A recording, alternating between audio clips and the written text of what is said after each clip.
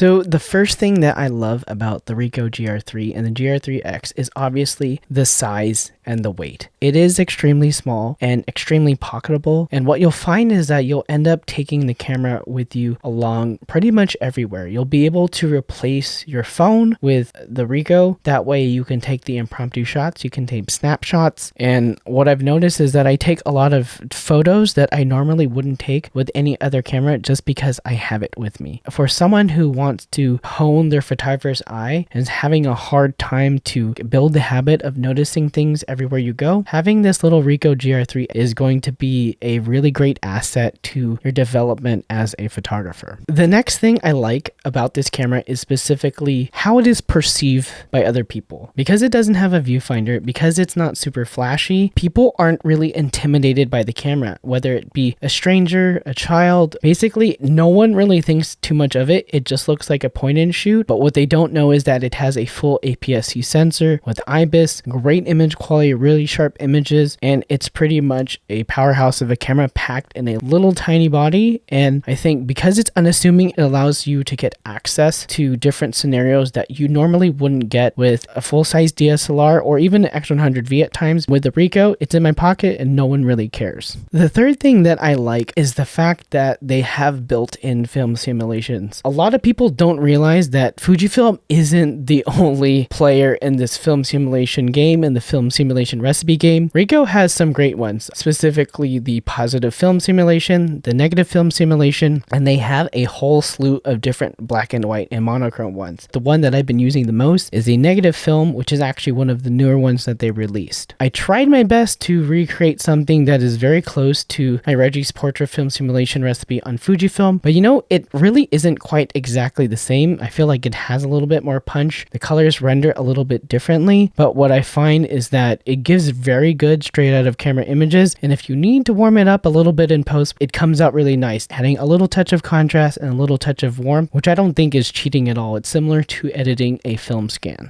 The next thing I love about the Ricoh GR3 and the GR3X is the ability to have instant AE, so instant auto exposure. And the way that this is if you set all your settings to manual, but you have a button set to instant auto exposure, what this allows you to do is be in fully manual, but then at the same time not have to fumble for the correct shutter speed or for the correct ISO. It's almost like having the best of both worlds as far as like in manual settings, but very quick to not have to look for that specific parameter. The other thing that I also like is the highlight weighted exposure metering. If I am in the auto mode, having the highlighted weighted metering is really awesome. What this allows me to do is get those really high contrast scenes with the direct light, the light and shadow play, which is great for street photography, great for finding textures and scenes out in your environment. And I think that is something that I wish was on the Fujifilm system, in addition to having that instant auto exposure button. The next thing that I love is the ability to edit photos in camera after the fact. When you start editing the photos within the camera itself, you can actually pull up your recipes. And I think that's the one thing that differentiates itself from Fujifilm, is that when you're editing photos in camera, with Fujifilm, you have to edit each parameter itself. And here, you can actually save a film simulation recipe, go in there and change between the different recipes. So I take a photo in black and white and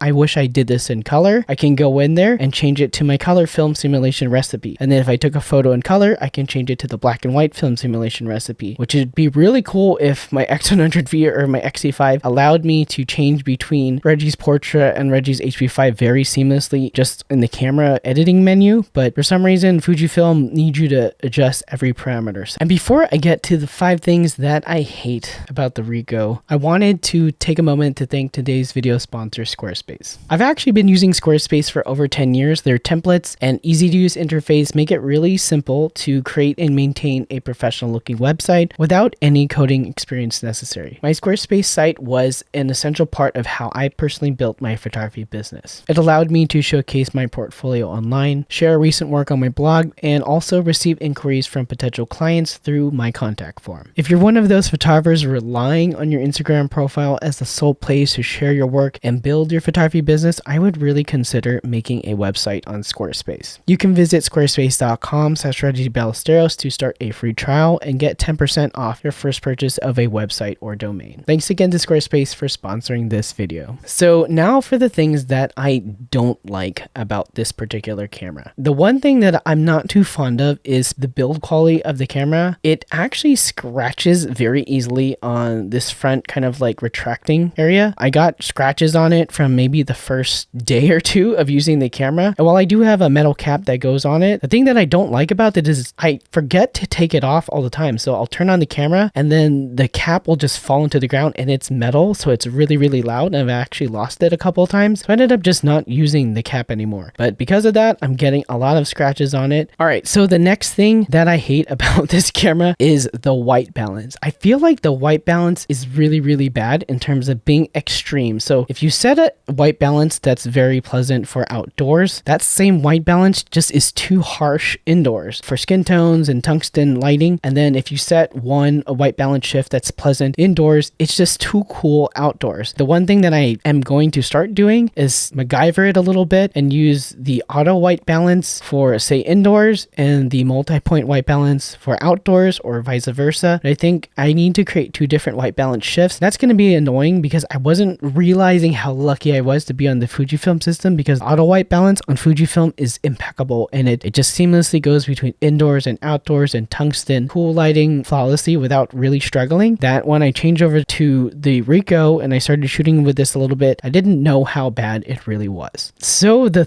third thing that I hate about the Ricoh GR and the GR3 is how bad it is with its compatibility with flash. I can get over the fact that there's no built-in flash. I really don't care because I have little flashes that can go on top. But the biggest thing is on Fujifilm, you can turn off the live view. You can do preview exposure off, and you can be able to see your composition while you're shooting. This camera, for the life of me, I cannot figure out how to turn off the live preview, and it just doesn't do that. So when you're shooting in a very underexposed situation that you know you're gonna light with flash, it just doesn't let you see it. So you either have to shoot blind with the composition. It's just terrible. There needs to be a way for you to be able to turn it off so that you can see what's going on without previewing the exposure after you locked it in the manual settings. The next thing that I hate about this camera, well, I guess I hate is too strong of a word, is that it has 3 dials. It has the capability to be a fully manual with 3 different dials. So you could do the aperture at the top here, you can do the shutter speed at the back, and it has this dial on the back that you could set to ISO if you wanted to, but it can only be changed if you press the ISO little like directional button.